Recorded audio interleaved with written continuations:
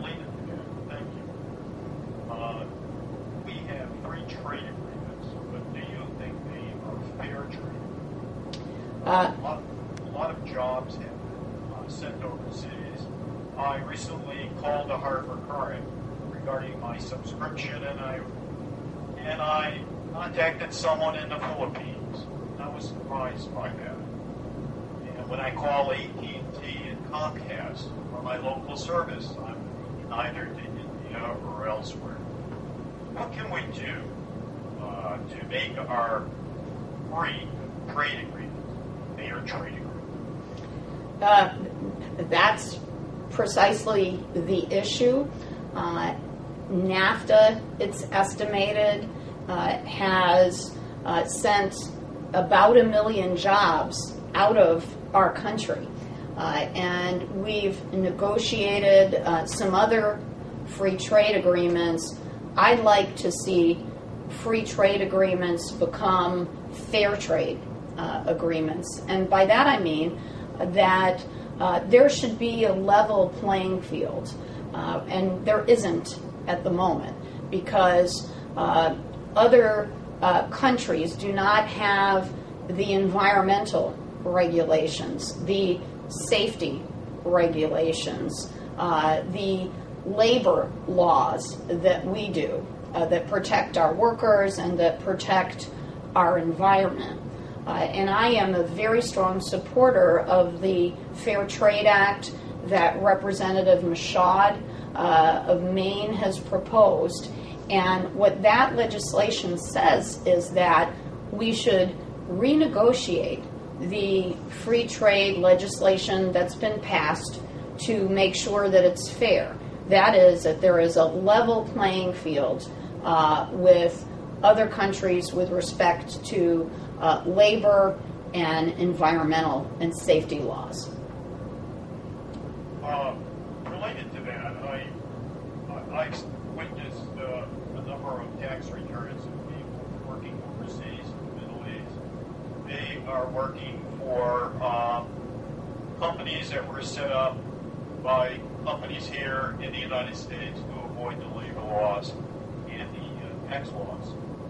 I won't mention any names, but this is,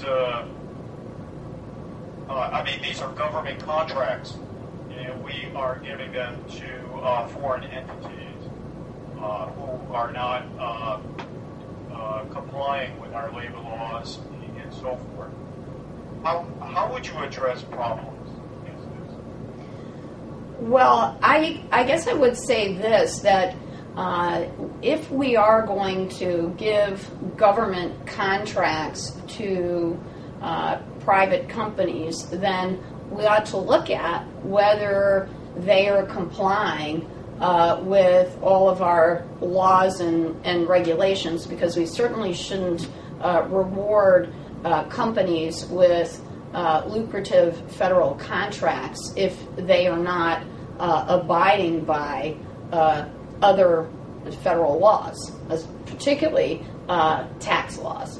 And I think you've alluded to another issue with your question, which is that should we change some of the tax laws that actually encourage American companies to go overseas? And I think that's important to take a look at, because we shouldn't have a tax code that encourages our companies to go outside of our own country. Well, then let's explore that further. Would you be in favor of repatriating corporate profits at 3 to 5%? I'm hearing talk about that.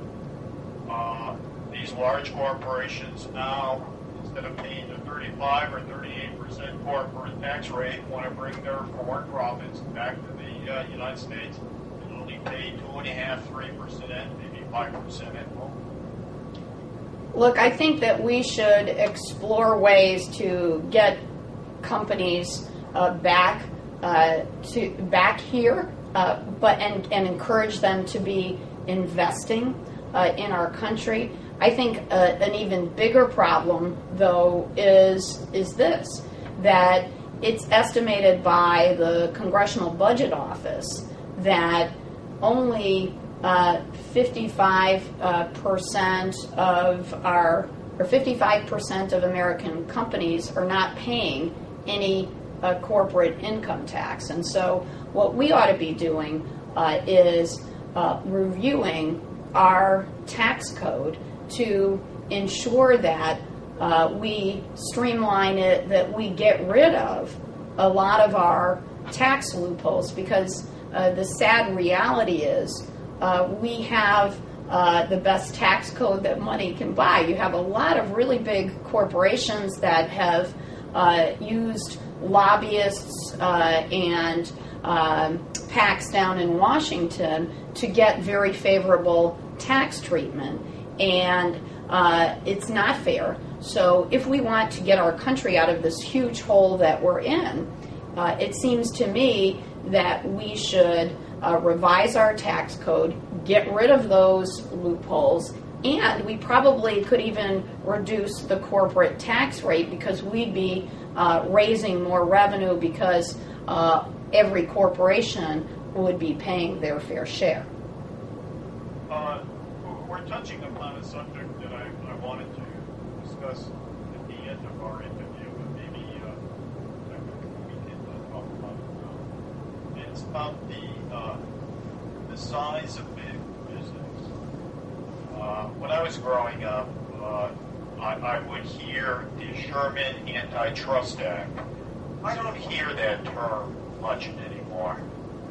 There seem to be these large conglomerates, and they're too big to fail, too big to jail. And they seem to have a lot of influence on our government. Some even think that they control the government. How can we control and separate big business from government? Well, I think one of the reasons we are in this place has to do with a Supreme Court decision called the Citizen United case.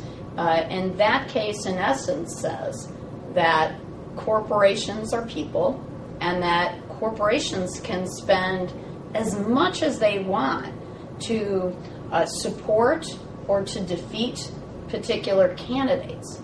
And that, I believe that history will show that this is one of the worst decisions that the Supreme Court has made over the past 100 years. And unlimited corporate contributions were never allowed prior to that case. And so I tell you this, that the first bill that I would co-sponsor when I get to Washington will be the one that has currently been proposed to create a clean elections law at the federal level, parallel to the clean elections law that I fought for here in Connecticut. And that law is very simple. It says that in Connecticut, if you would like to run for a statewide office or for the legislature, you have to raise a large number of small contributions to show support. And then once you do that, each candidate for that office who participates in the program gets the same amount of money from the Clean Elections Fund. And I think that we should have that same system in place at the federal level. We've now had a couple of very successful elections in Connecticut. And as a result, the elections are about people and issues. And they're not about special interests or political action committees. And I think that is very, very healthy for the process. And I would love to see that same system brought to our federal government.